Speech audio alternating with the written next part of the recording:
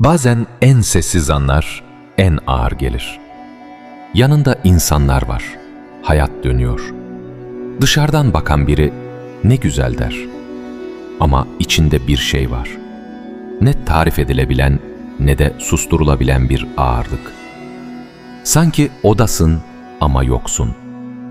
Nefes alıyorsun ama soluk soluğasın. Ve kimseye söyleyemiyorsun. Çünkü söylesen, ne derdi var bunun diyecekler. Çünkü hayatın kağıt üzerinde yolunda.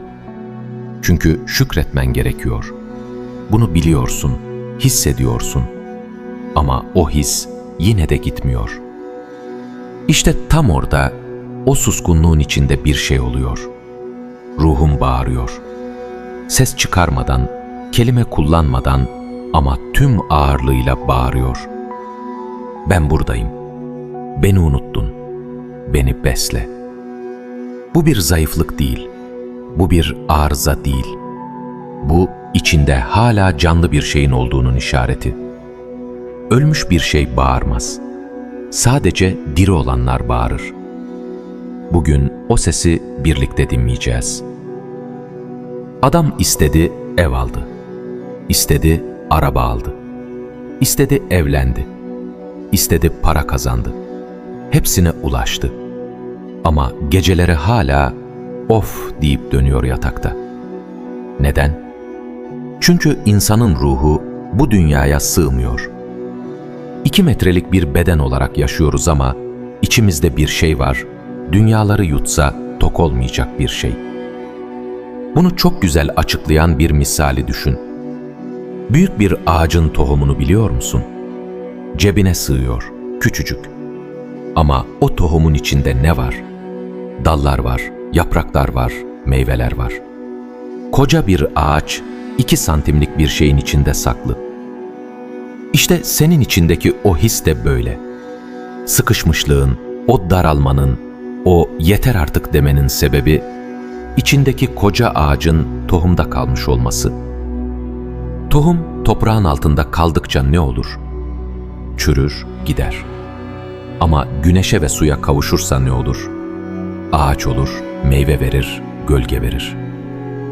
Senin ruhun da böyle. Açılmayı bekliyor.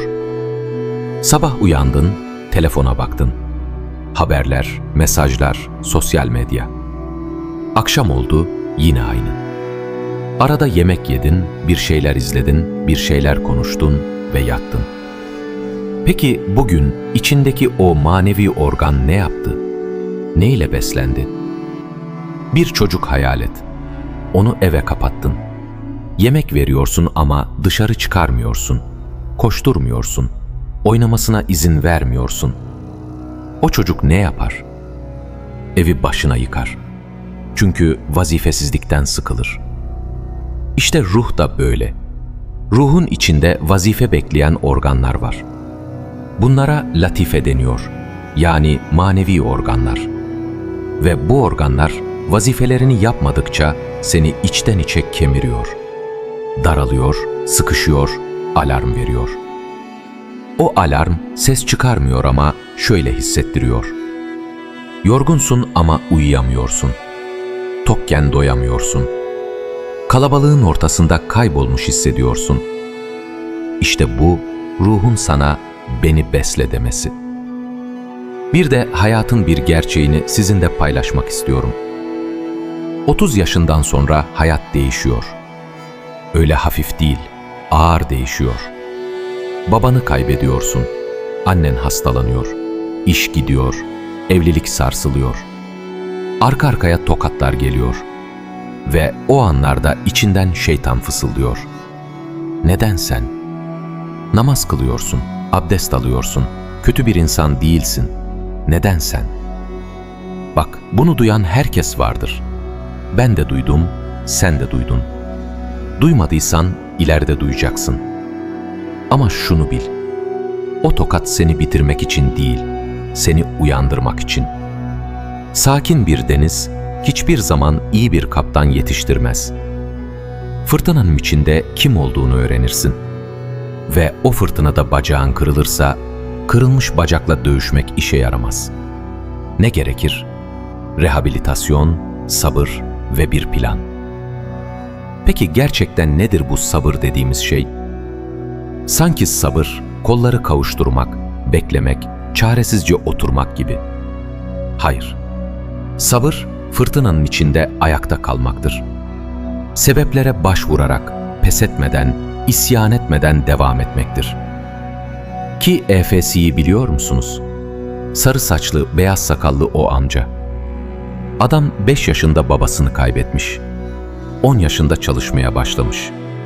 Karısı onu terk etmiş. Bir çocuğu vefat etmiş. İşi batmış. Arabasında yaşamış. Ve 60 yaşına geldiğinde elinde bir tarifle kapı kapı dolaşmış.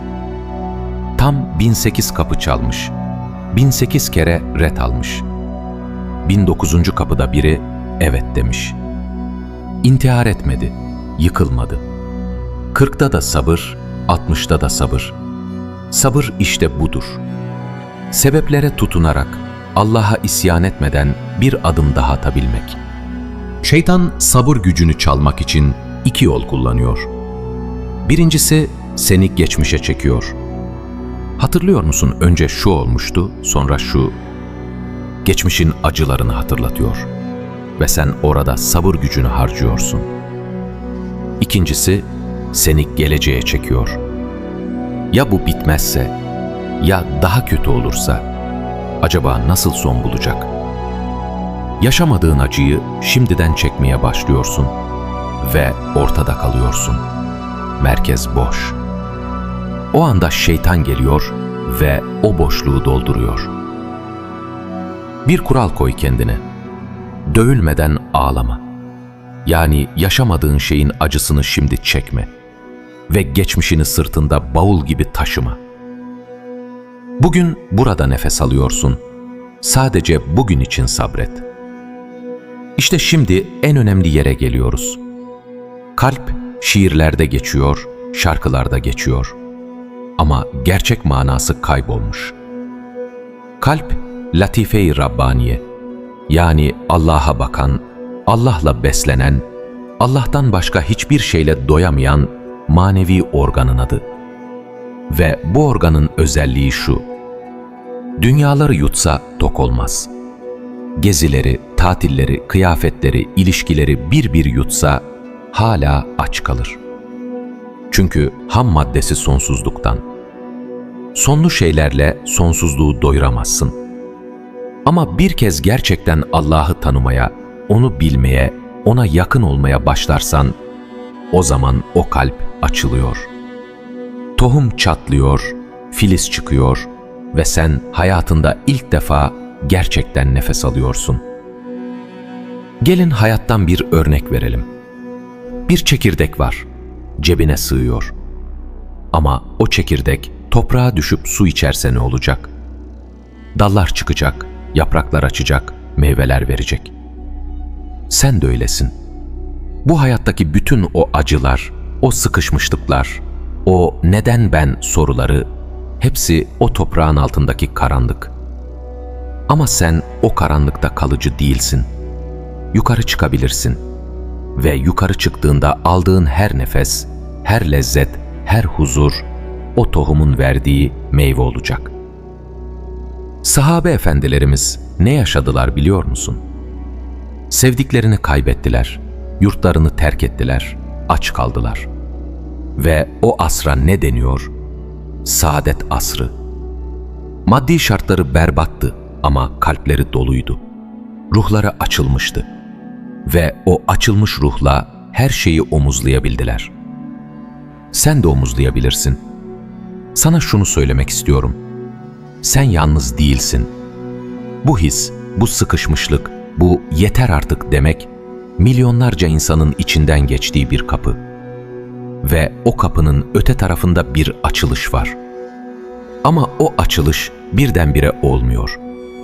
Her gün bir adım, her gün biraz daha Allah'a yaklaşmak, her gün o kalbi, o latife-i Rabbaniye'yi beslemek, iman dersleri okumak, dua etmek ve o küçük fedakarlıkları yapmak. Su verirsen o tohum açılır. Açılırsa meyve verir. Ve bir gün bakarsın Aynı hayatı yaşıyorsun ama içinde bambaşka bir şey var. Huzur. Sarsılmaz bir huzur. Ya Rab, her şeysiz yaşarım ama sensiz yapamam. Ya Rab, ruhumu aç, kalbimi besle. Bu karanlık toprağın altından beni çıkar. Sen bunu istedin mi içinde? O zaman bil ki bu istek de Allah'tandır. Ve bu videonun sonu senin için bir başlangıç olsun.